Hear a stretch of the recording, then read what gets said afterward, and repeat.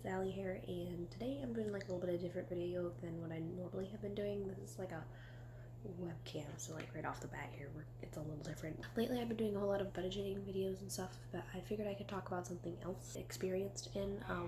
So this is like a kind of video I wish I had when I was first starting out, and if you haven't read the video title already, which is kind of impossible because like how else would you why else would you click on this video unless you read the video topic, is art commissions as a kid. And this is like a little bit of I don't know, this is trying to be an educational video for anybody who's like under the age of 18 out there who wants to do art commissions, because I did them ever since I was about 15, 16.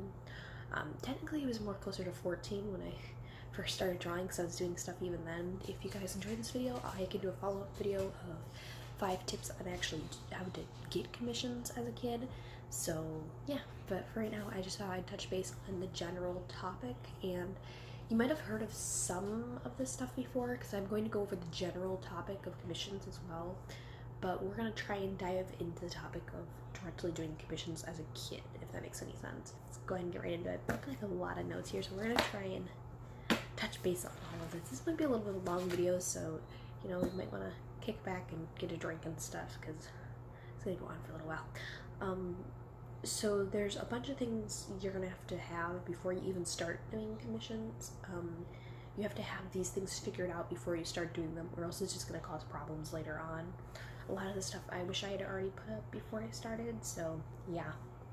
One of the main things is just right off the bat having your terms, and I don't care if you're taking care of any kind of payment or any, you're not taking any money until you have this set up, and that's having your terms, conditions, and guidelines.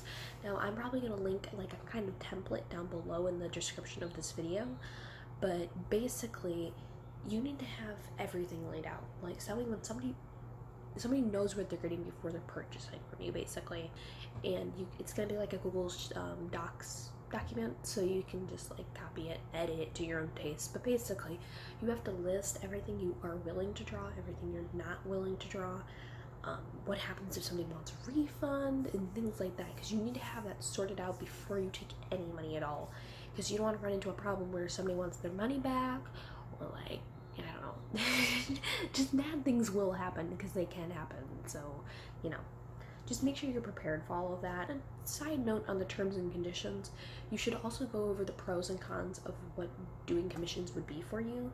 And this seems like a little ridiculous, like, Allie, I just want money. That's not that hard to figure out, but there's like a lot more to it than just accepting money.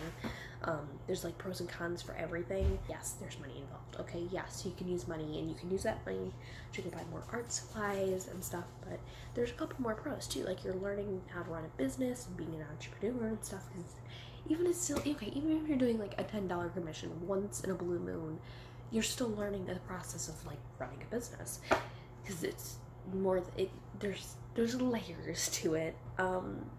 And also another pro is that it's forcing you to draw almost all the time, especially if you're getting a lot of commissions. It forces you to finish a piece. This is a really big thing, is that if you're not able to finish stuff, I would not recommend taking on commissions. It's very hard for me. When I first started commissions, I was like knocking them out, like 3 in 1 day type of deal. But like as time went on, I got lazy and stuff, you know, and like I wasn't delivering as I said I would, which is not good. Forcing you to practice, yes, which is really good, but you also have to consider the fact that if you're a procrastinator and stuff, this might not work out that well for you. Yeah, you have to be able to finish art pieces. If you have to be someone who's confident in their work, because like one of the cons is that if you can't take critique and stuff, then someone is paying you to do stuff. You have to be able to accept critique and know how to deal with it properly, not just get like raged up, I guess. Generally, be prepared to take critique, be prepared to finish pieces even when you aren't confident in something. You have to be able to at least finish it, and you have to be ready to do social interaction a little bit there, because you're going to be talking to people a lot. That's like 90% of the process, and you have to be prepared for like people asking for like free stuff and whatnot. I know when I first started posting them up on Facebook, because I had been doing them on other areas for so long, and when I started posting them up on Facebook, relatives were asking me for free stuff. Like, no. I think I might even like insert like a little screenshot of what had happened, like maybe over here. I'll insert like a little screenshot of what had happened on Facebook. Like, I'm not giving you free stuff just because you're my family.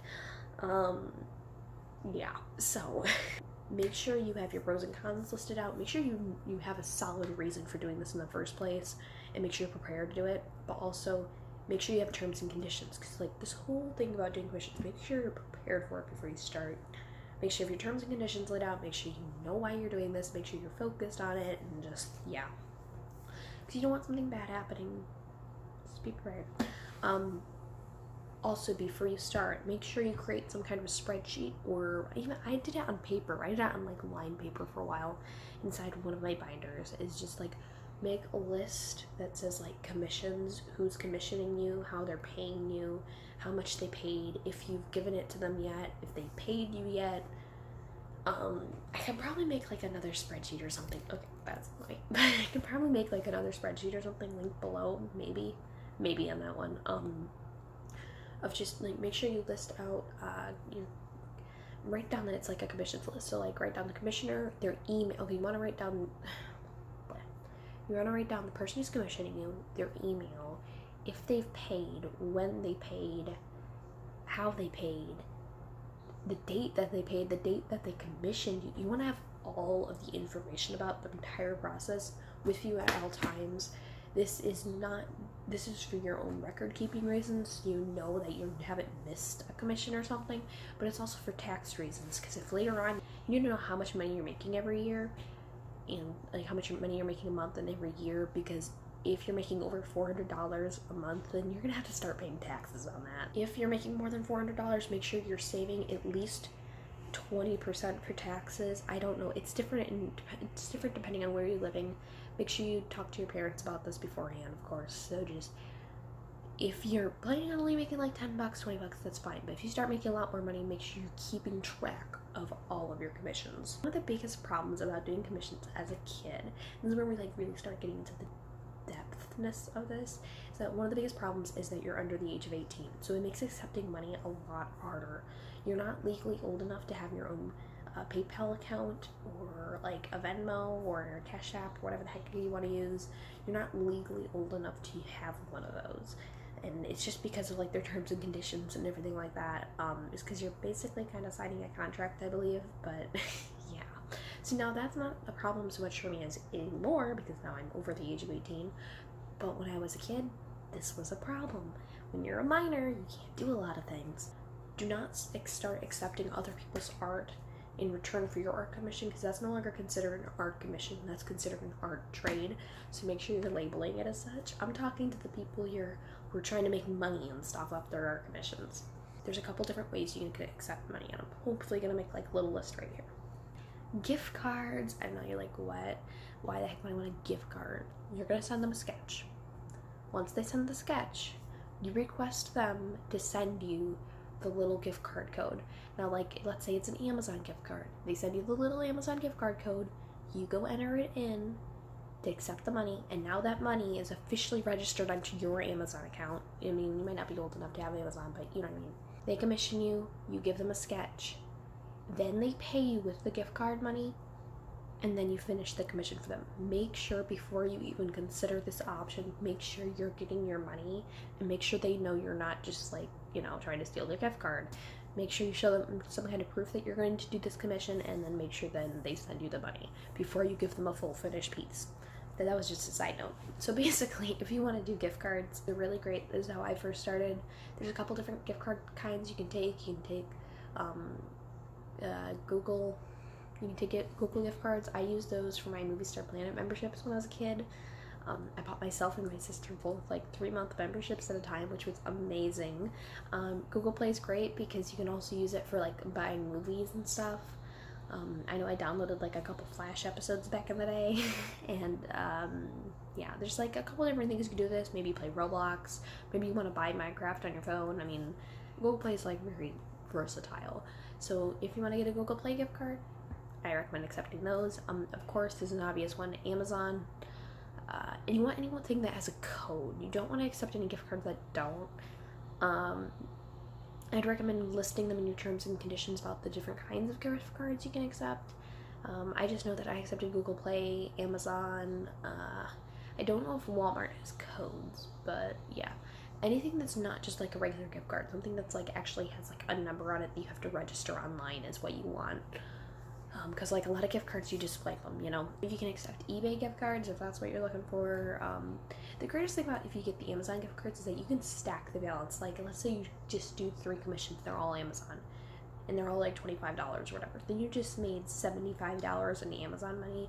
Like, you could purchase like something big, like, I don't know, new speaker or something. I don't know. Amazon's like the greatest gift card you can accept. Basically, you could use it to buy more art supplies. So yeah, if you're gonna do gift cards, make sure the customer is getting a preview of what they're getting before you accept the code, and make sure you get the code, and make sure the type of card you're accepting has a code. If you were under the age of 18, you can technically use PayPal. This is how. If you're Alright, pausing this really quick because I just want to insert something. I just learned that you can actually use Google Pay if you're 16 and up. So if you want to sign up with Google Pay, you can send money to each other and everything, and you just have to be 16 or older. But this video still applies to anybody under the age of 16 as well. But yeah, that's another option you can use. Just thought I'd insert this in here.